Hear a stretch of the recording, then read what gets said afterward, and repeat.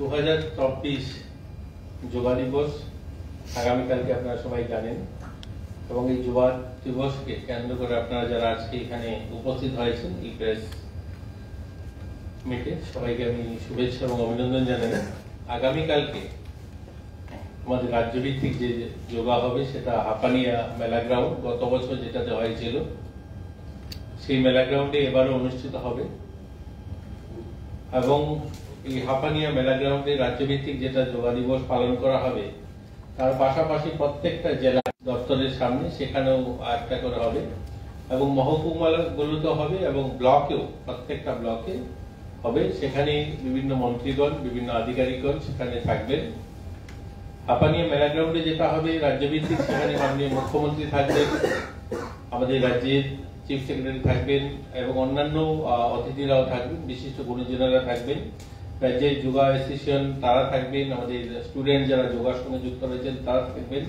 সবাই সেখানে 9টার মধ্যে সবাই উপস্থিত হবেন। মাননীয় মুখ্যমন্ত্রী 9টায় সেখানে যাবেন এবং সেটা অনুষ্ঠিত হবে। এই বছর 10তম এই যোগা চলছে। আপনারা সবাই জানেন যে 2014 সালে রাষ্ট্রসংঘে মাননীয় প্রধানমন্ত্রী নরেন্দ্র মোদীজির অনুরোধে সারা দেশের সারা পৃথিবীর 177টা দেশ একসঙ্গে রাজি হয়েছিল এই আন্তর্জাতিক যোগা দিবস সিদ্ধান্ত হয় 21 তারিখে পালন করা হবে। সেই 21 তারিখকে সামনে রেখে গোটা দেশে আজকেও আমরা আমাদের পশ্চিম জেলার যে আমাদের যোগা অ্যাসোসিয়েশন রয়েছে এবং আমাদের স্পোর্টস দপ্তরের উদ্যোগে একটা র্যালি হয়, রাস্তায় শোভাযাত্রা বেরোয় এবং সেখানেও ভালো সংখ্যায় আমাদের ছেলেমেয়েরা পার্টিসিপেট করে। যোগা শুধু মন ভালো রাখা এবং শরীর ভালো রাখা নয়, ইতিমধ্যে আমাদের রাজ্যে যোগা স্পোর্টস হিসাবে আমাদের এখানকার ছেলেমেয়েরা তা প্রমাণ করেছে। ভালো অ্যাচিভমেন্ট আমাদের ঝোলিতে ইতিমধ্যে অনেকগুলো এসেছে।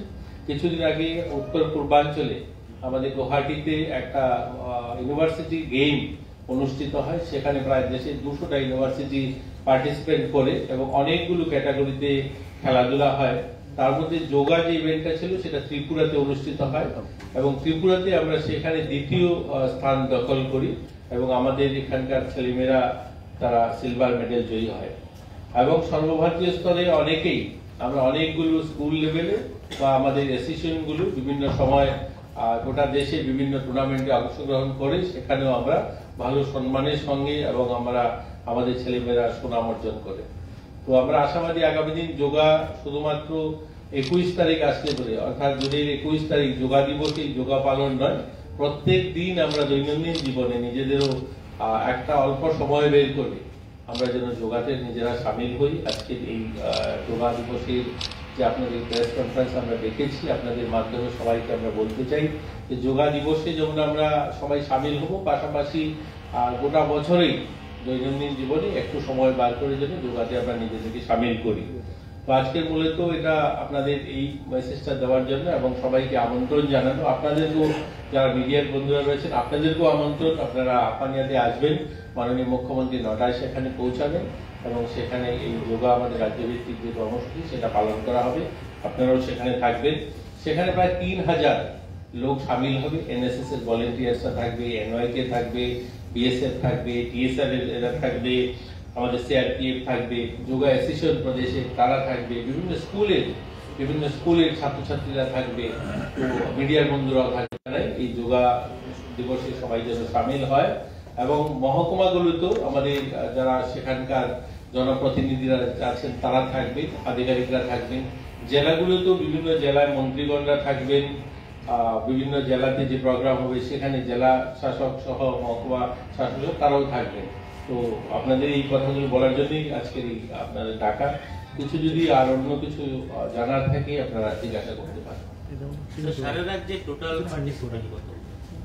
একটা অনুমান 20,000-এর উপরে হবে। 3,000 আমাদের এখানে যেটা হবে যে সংখ্যাটা, এবং প্রত্যেক জেলাতে যে হয় অন্যান্য বছরের নিরিখে যদি দেখি আমরা সেখানে 800-900 করে 1000 করে এরকম সংখ্যাটা উপস্থিতি হয় জেলার যে সদরে যেগুলো হয়, এবং মহকুমাতেও 500-600 লোক করা হয়, ব্লকগুলোতেও 200-300 করে হয়। তো সেই অনুমান আমাদের 20-25,000 সংখ্যায় কালকে যোগাকে সামিল হবে গোটা রাজ্যে। তো আমরা চাই যে ডেইলি যেন মানুষের জীবনে একটু একটু করে যেন আমরা যোগাতে নিজেদেরকে সামিল করি।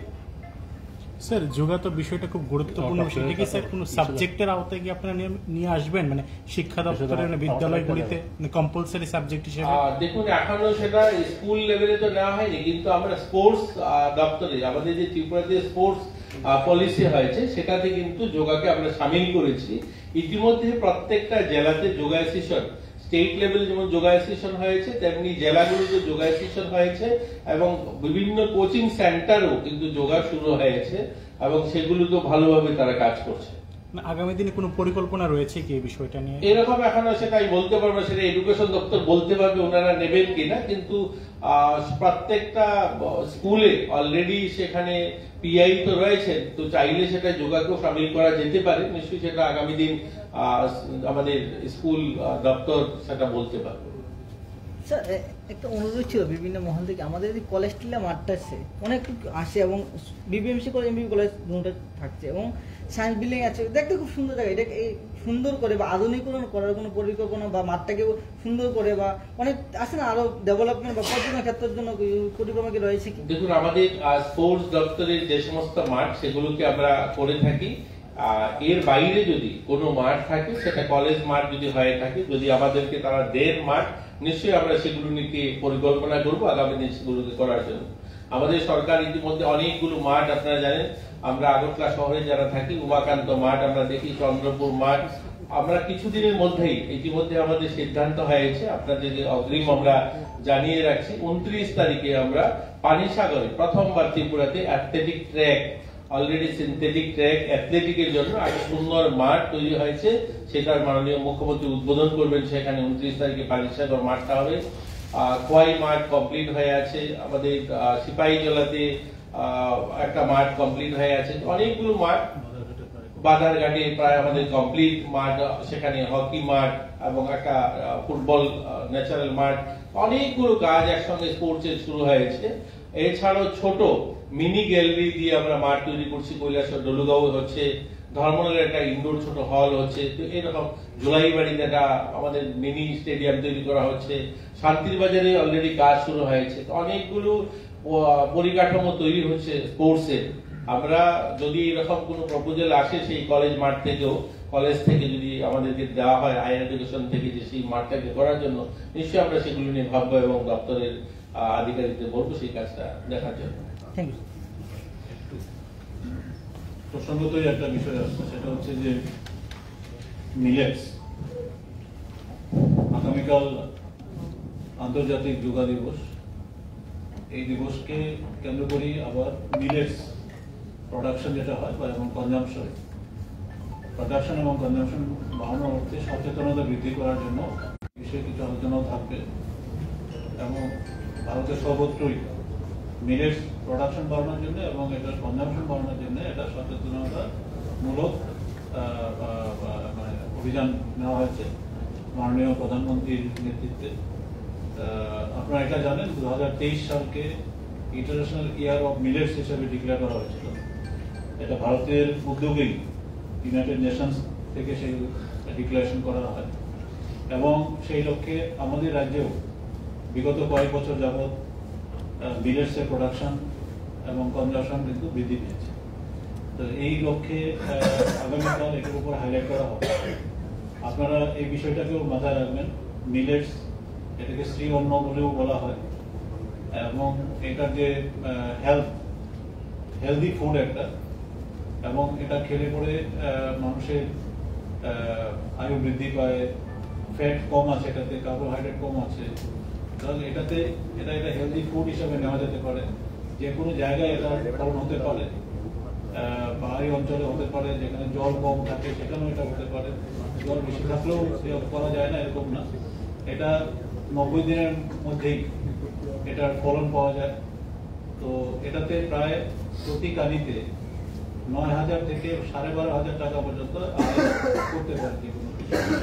তো এটার বিষয়ে আমাদের এই দেশে 9 ধরনের এরকম শ্রী অন্ন বা মিলেটস আছে। আমাদের রাজ্যে 3টি মিলেটস আছে। ফক্সটেল এই মিলেটটাই বেশি পপুলার এবং আমরা বিগত কয়েকটি জায়গাতেই এটা সচেতনতা বৃদ্ধির লক্ষ্যে শ্রী অন্ন মানে কুকড মিলেটও খাওয়ানো হয়েছে এবং এই বিষয়ে আলোচনা করা হয়েছে, এগ্রিকালচার ডিপার্টমেন্ট থেকে সেটা করা হয়েছে।